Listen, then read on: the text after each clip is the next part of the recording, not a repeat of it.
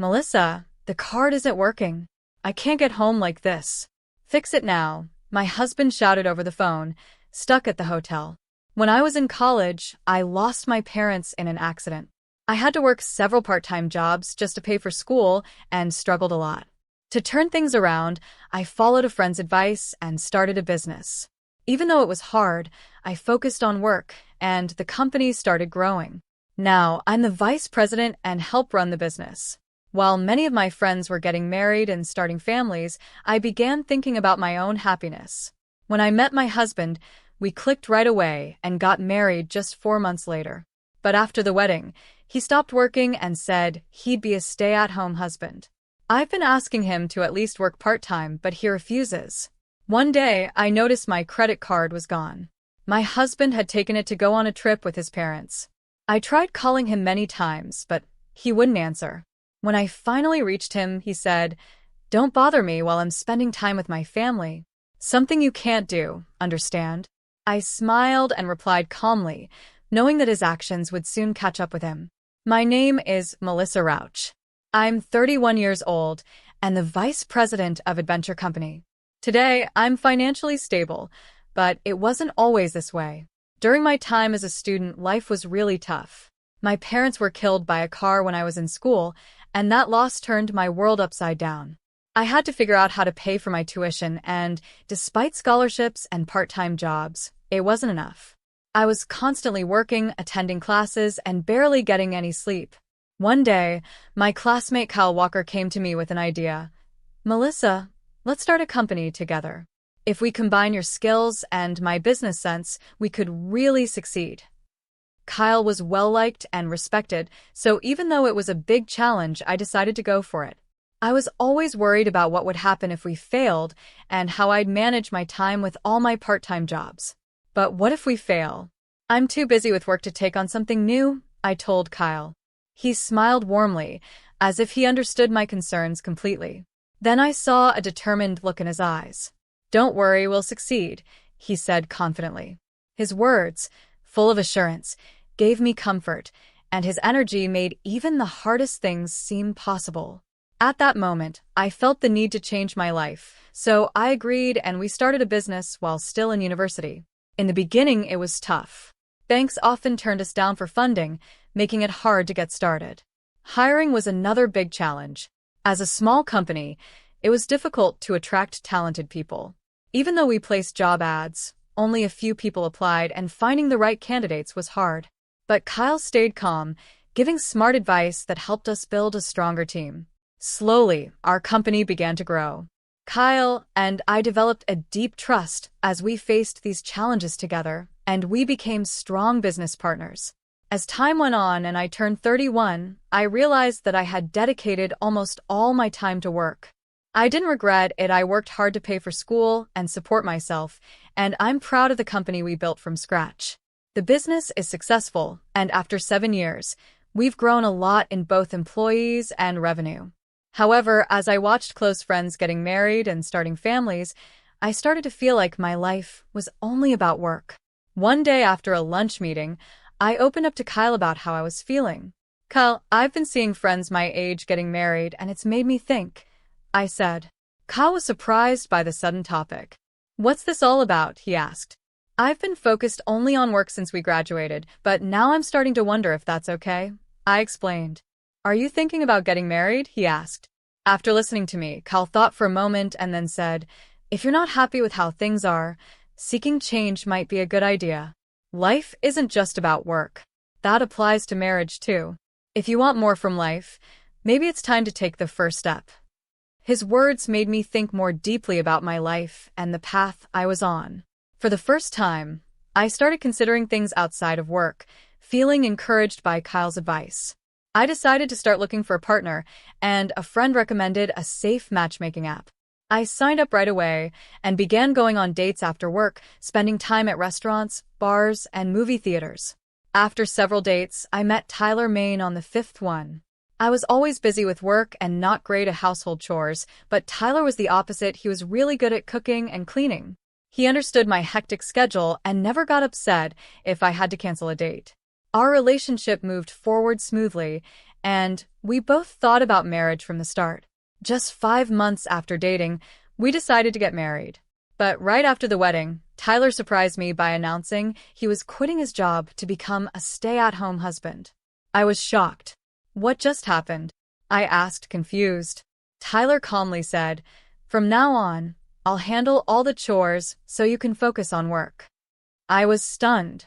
"Why would you make this decision without even talking to me?" I asked, still trying to process everything. Tyler casually explained, "You're making money, so it's fine. If I take care of the house, it'll make things easier for you." I couldn't believe it. Was he planning to rely completely on my income? Even though I was earning, we weren't that well off. "You should at least get a part-time job," I suggested, but no matter how much I tried, he refused. "No, I'm done working for a company. If you're making money, that's enough." I was dumbfounded by how selfish he sounded, but as a newlywed, I didn't want to argue. To make things worse, he also started asking me to send money to his parents. "Family helps each other," he said. "I'm a stay-at-home husband now, so Melissa, I'm counting on you." I wouldn't mind supporting his parents if he had an income, but putting the burden on me felt wrong. What made it harder was that his parents seemed to think I was forcing him to do all the housework. During a meal with them, his mother put down her chopsticks and said, "Melissa, you're making Tyler do all the housework. Poor him. Do you really think this is fair?" Then his father added, "He told us you're not good at housework, but as his wife, shouldn't you try to improve?" I didn't know what Tyler had told them, but clearly, they thought I was the bad guy. That's not true. Tyler chose to be a stay-at-home husband. I protested, but Tyler whispered, "Calm down. Just apologize, and I'll clear things up later." Even though he said he'd explain, I was frustrated that he didn't stand up for me right then. Later, when I asked if he had fixed the misunderstanding, he always brushed it off, saying it didn't matter. I never got the chance to talk to my in-laws. I felt rejected by them and unsupported by my husband, which made me feel hopeless about our marriage. I even started thinking about divorce. Then, when I went to the hospital because of stomach pain, I found out I was pregnant. I felt both surprised and happy, so I rushed home to tell Tyler. "Tyler, I'm pregnant," I told him. "Really? That's great," he said calmly, which confused me. There was no excitement from him. He just sat on the couch, watching TV, like my news didn't matter. The happiness I felt quickly turned to disappointment. His lack of interest hurt me deeply, and I went to my room in tears, wondering if the love we once had was gone. Even with a baby on the way, he didn't seem happy. I realized there might not be a future for us, and the thought of divorce weighed heavily on my mind. But with a baby coming, I couldn't make that choice easily. Could I raise a child alone? I hoped things might change when the baby was born. Maybe Tyler and his family would act differently. Holding on to that hope, I decided to stay in the marriage for now.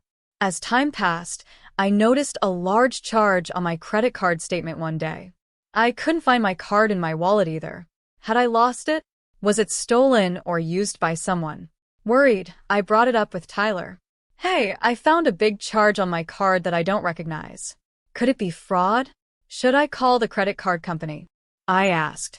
To my shock, he said, "I used it. It's not fraud, so don't cancel it."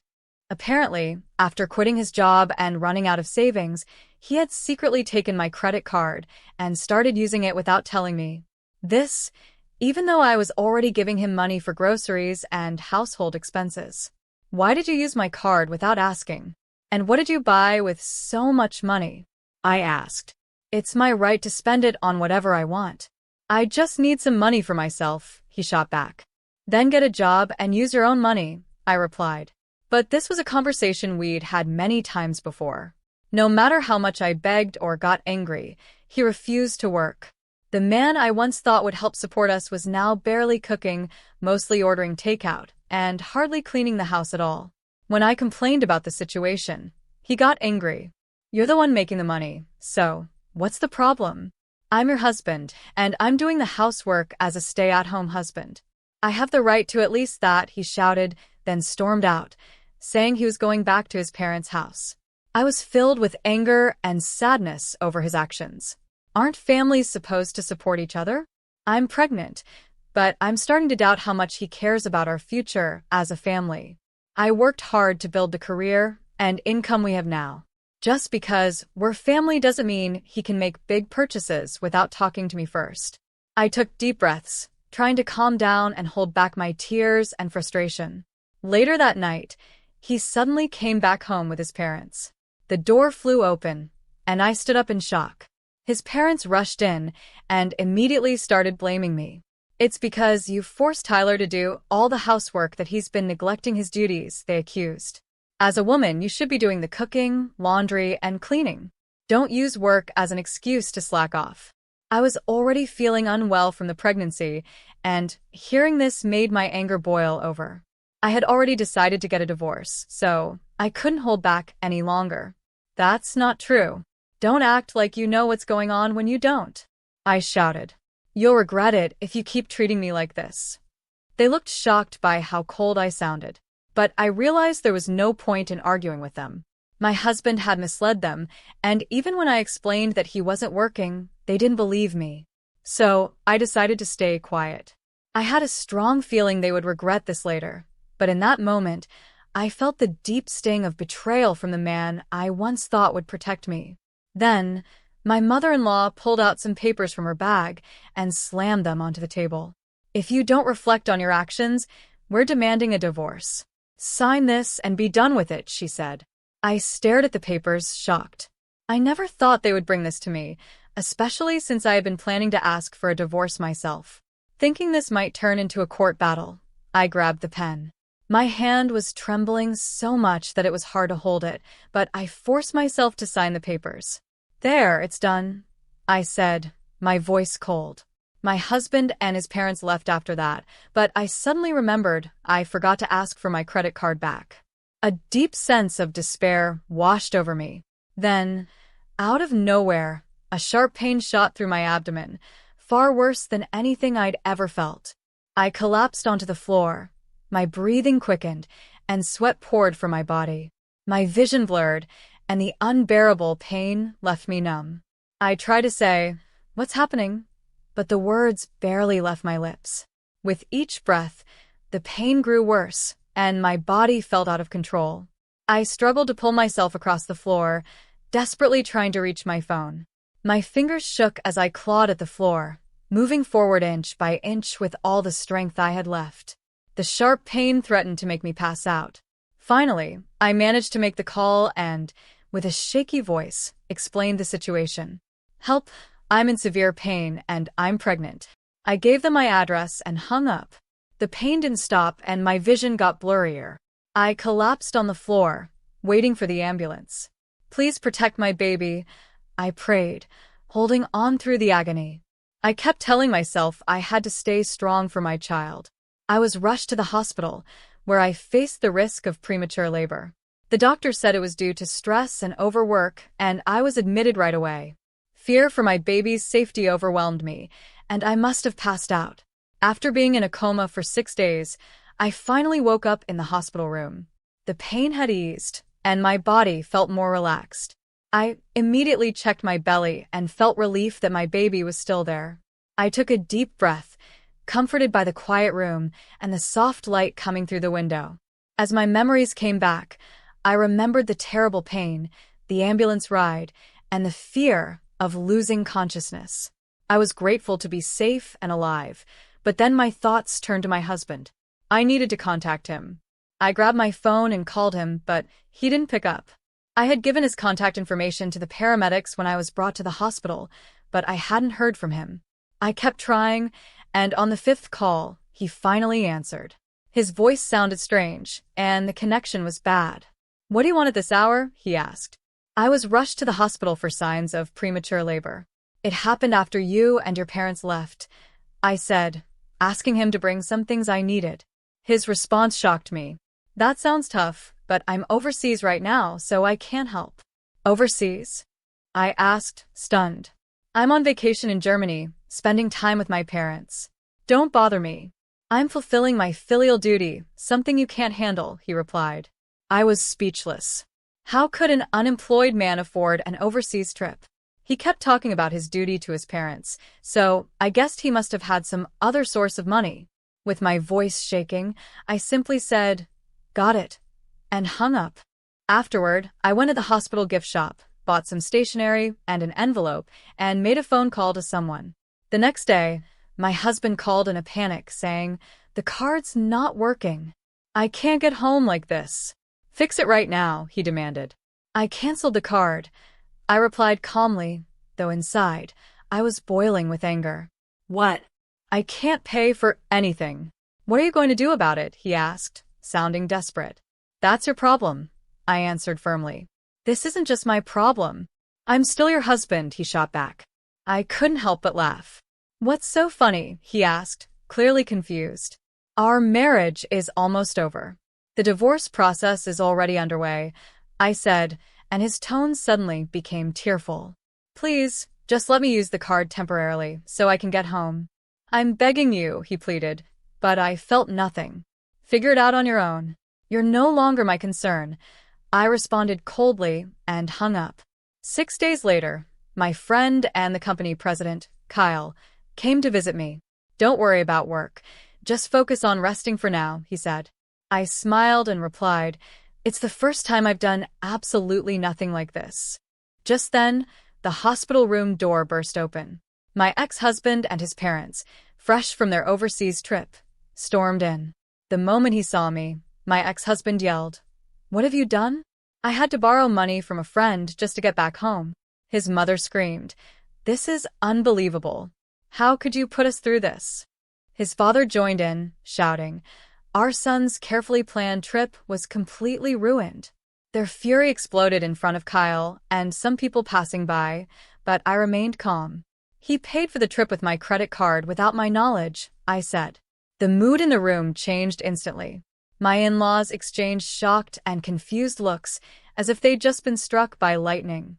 I continued. "Right after we got married, he announced he would be a stay-at-home husband and quit his job, but he's barely been helping with the housework."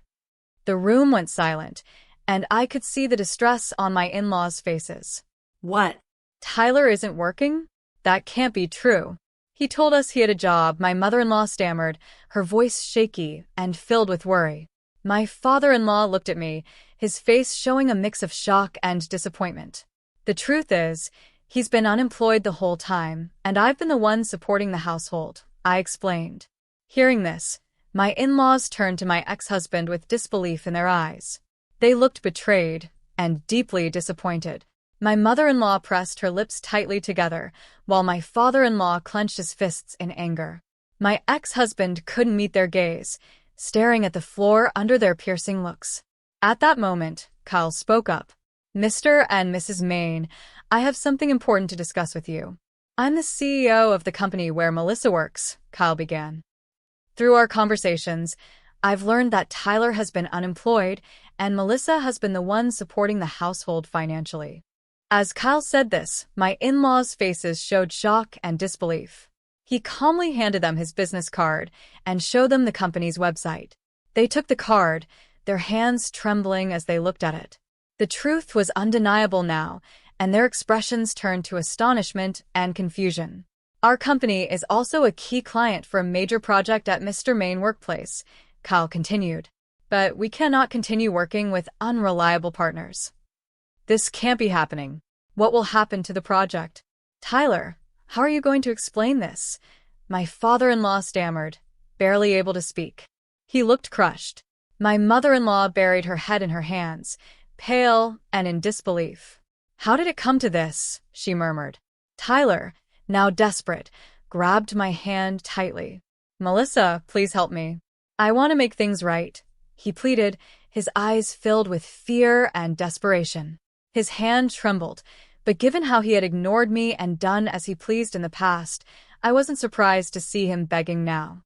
"It's too late. I can't forgive what you've done, and this is the end," I said firmly, pushing his hand away. "Please help me," he begged, dropping to his knees on the floor. At that moment, Kyle presented some important documents. "Can you still say the same thing after seeing this?" he asked. The papers revealed an investigation Kyle had quietly conducted into Tyler's actions. They showed how Tyler had lied about sending money to his parents and had been recklessly spending my income.